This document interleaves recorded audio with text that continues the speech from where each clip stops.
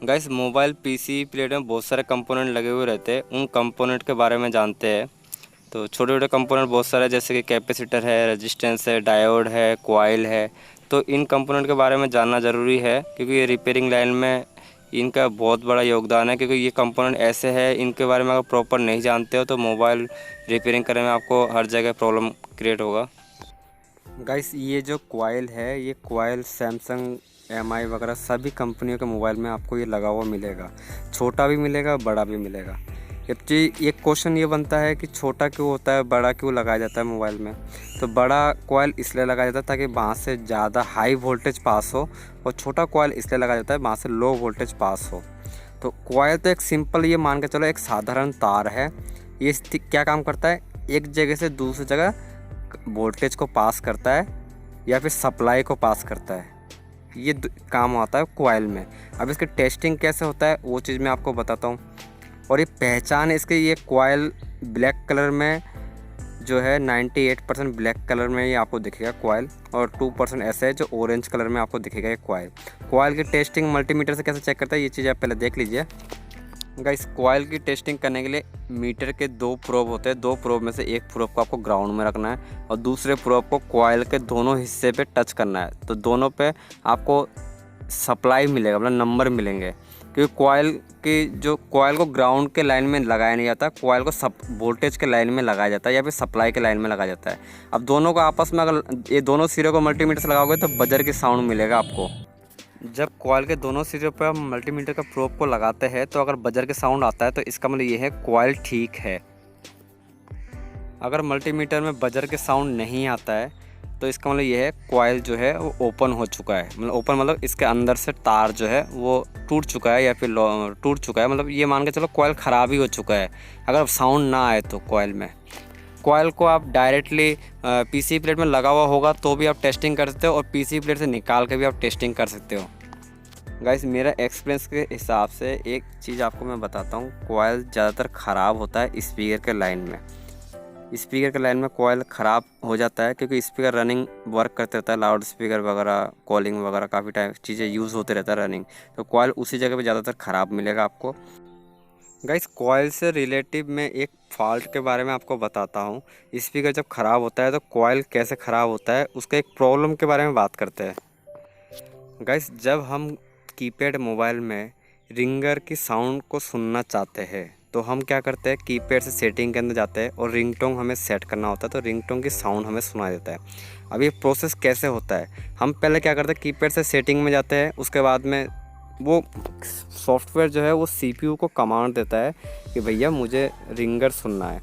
तो सीपीयू क्या करता है, सीपीयू वहाँ से एक कनेक्टिविटी पास करता है दो, जो कि रिंगर आईसी को कमांड पास करता है कि रिंगर आईसी को बोलता है कि भाई तू आगे जाके सप्लाई दे दे, स्पीकर में साउंड सुनाई दे। तो रिंगर आईसी का काम क्या है, स्पीकर को बफरिंग करने का काम करता है। मतलब आवाज़ को सॉफ्ट करना, आवाज़ को स्मॉल करना, छोटा कम करना, बढ़ाना। तो ये काम कौन करता है, रिंगर आईसी करता है। सीपीयू तो क्या करता है, एक सिर्फ कमांड देता है। तो रिंगर आईसी के आसपास भी कॉइल मिलेंगे आपको।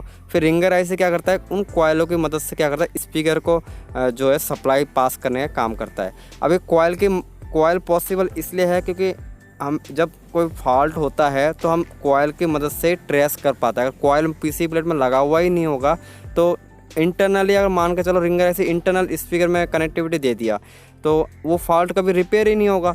इसलिए कॉइल एक्स्ट्रा सेफ्टी के लिए लगाया जाता है कि अगर प्रॉब्लम हो तो कॉइल में ही हो। गाइस ये ज़रूरी नहीं है कि कॉइल ही ख़राब हो, ये भी हो सकता है कि रिंगर आईसी भी ख़राब हो सकता है।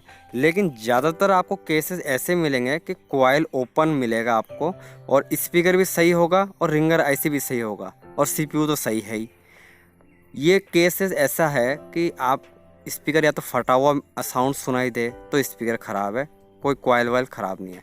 अगर फटा हुआ साउंड सुनाई नहीं दे रहा, स्पीकर आपने चेंज करके देख लिया, उसके बावजूद भी मान के चलो कि प्रॉब्लम आ रहा है कि स्पीकर बज ही नहीं रहा, तो आपको स्पीकर के 2 वायर होते हैं, हम सभी जानते हैं। स्पीकर के 2 वायर 2 कॉइल की मदद से ही रिंगर आईसी में जाता है। मतलब ये मान के चलो सीपीयू 1 वायर या 2 वायर के थ्रू पास करता है रिंगर आईसी में सप्लाई, और रिंगर आईसी क्या करता है, 2 कनेक्शन पास करता है कॉइल की मदद से स्पीकर में। क्योंकि स्पीकर को ऑन होने के लिए 2 तार की जरूरत पड़ेगा, मतलब 2 कनेक्टिविटी की जरूरत पड़ेगा।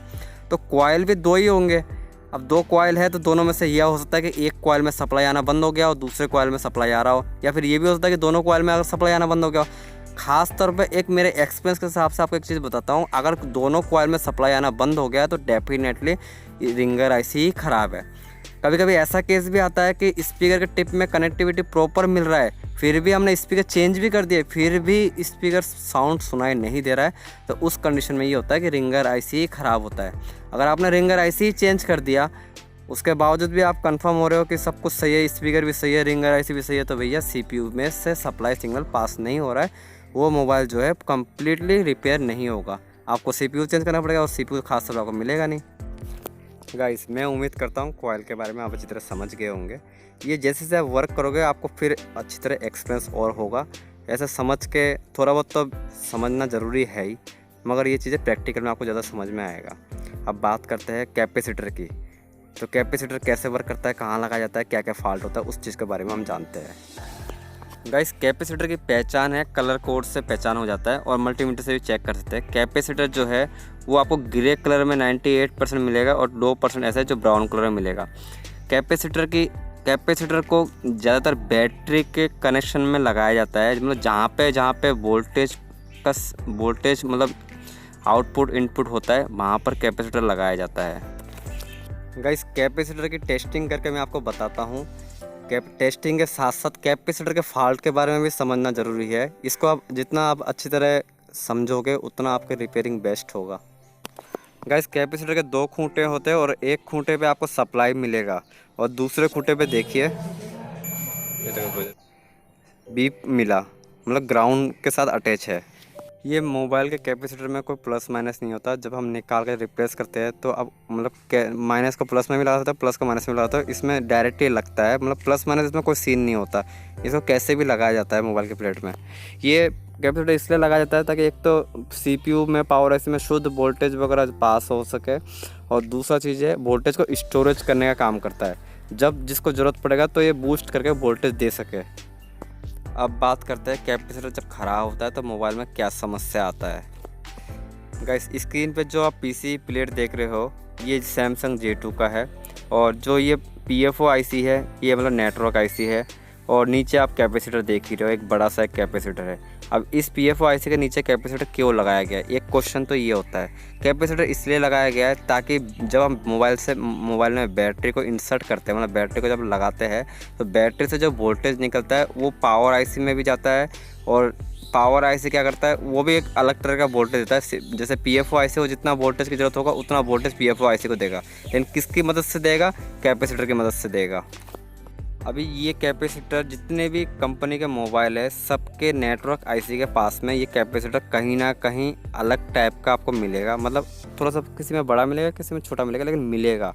अब उस चाहो तो आप चालू मोबाइल को आप खोल के उसमें वोल्टेज चेक कर सकते हो। 3 वोल्ट भी मिल सकता है, 5 वोल्ट भी मिल सकता है PFO आईसी के पास में जो कैपेसिटर है उसमें। गाइस, मैंने पहले बताया था कैपेसिटर वोल्टेज के लाइन में लगाया जाता है, जिसमें जहाँ जिसका वोल्टेज होगा, मतलब जैसे बैटरी के वोल्टेज जहाँ जाता है वहाँ कैपेसिटर लगाया जाता है। सिंपल तरीके से ये समझ लो।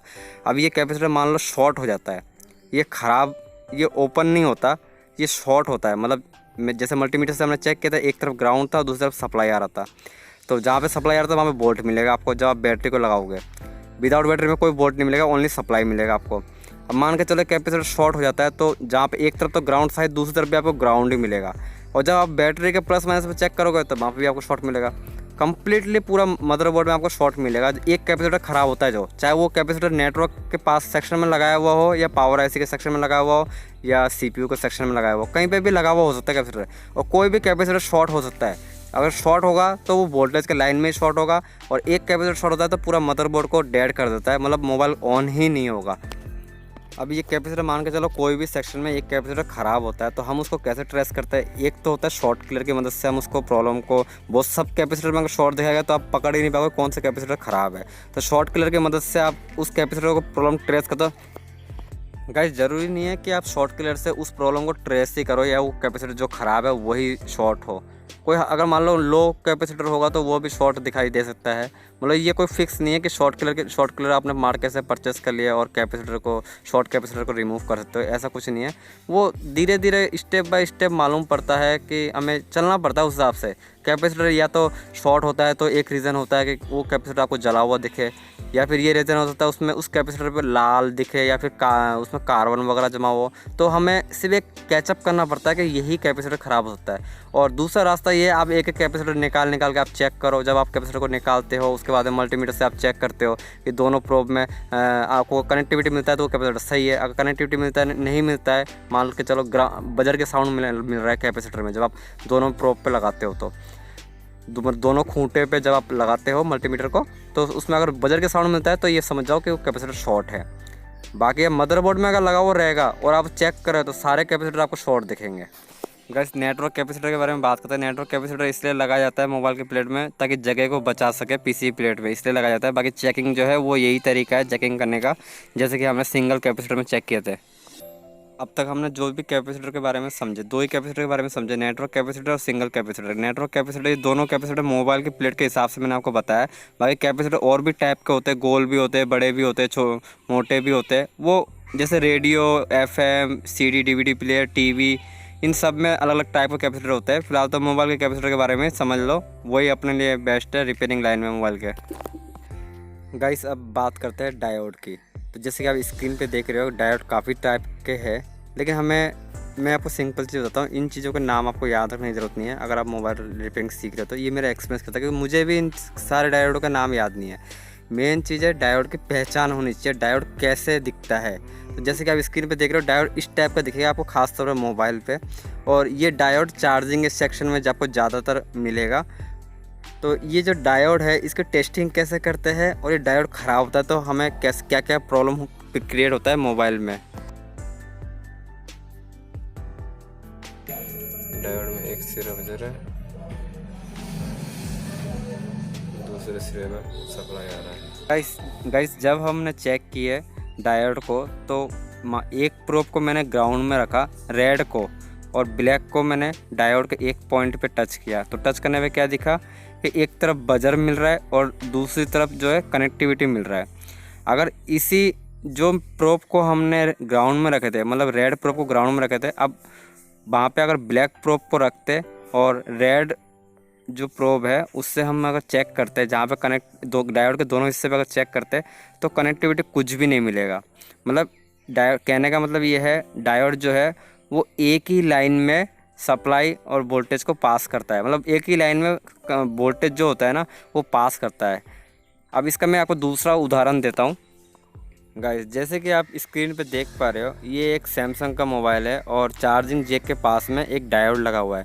अब ये डायोड का कोई भी नाम मान के चलो है, लेकिन ये डायोड, अब ये डायोड यहाँ पे क्यों लगा हुआ है ये भी एक प्रश्न है।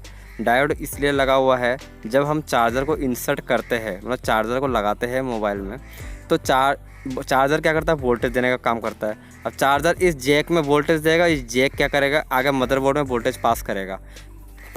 गाइस, मदरबोर्ड में पास करने से पहले इस डायोड से होके गुजरेगा वो वोल्ट, मतलब चार्जिंग जैक से पहले डायोड में आएगा वोल्टेज, डायोड से फिर आईसी पे जाएगा वोल्टेज।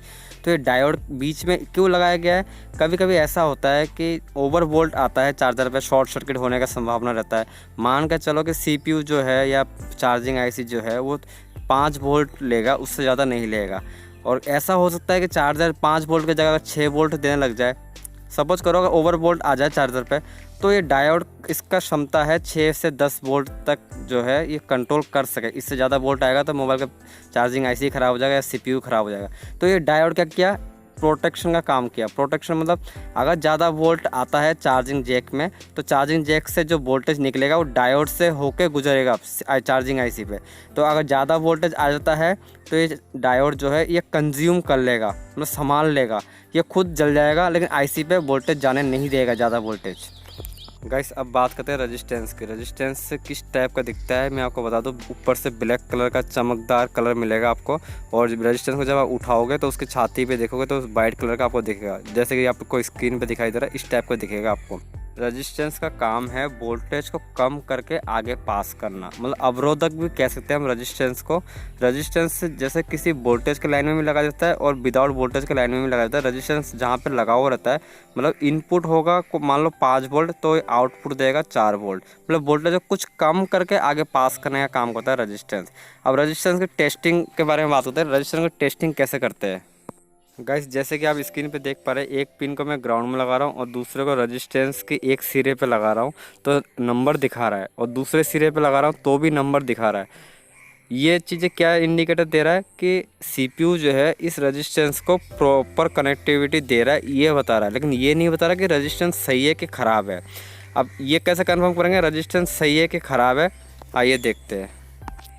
गाइस रेजिस्टेंस के दोनों सिरे पे अगर मल्टीमीटर के दोनों प्रोब को लगाते हैं, रेड और ब्लैक कलर का, तो मल्टीमीटर में जो वैल्यू शो होगा, मतलब जो नंबर शो होगा वो तो हो गया रेजिस्टेंस का वैल्यू। और अगर सेम वैल्यू दिखाता है आपस में जब प्रोब को पलटते हैं मल्टीमीटर के, मान के चलो पहले आपने रेड को ऊपर लगाया और ब्लैक को नीचे वाले सिरे पे लगाया, जो मान के डिस्प्ले में 100 नंबर दिखाई दे रहा है तो वो तो हो गया वैल्यू।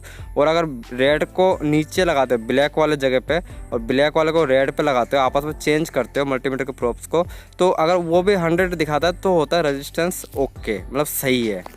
गाइस अब तक हमने जो जाने कॉइल के बारे में, रेजिस्टेंस के बारे में, डायोड के बारे में और कैपेसिटर के बारे में, इस वीडियो में इतना ही।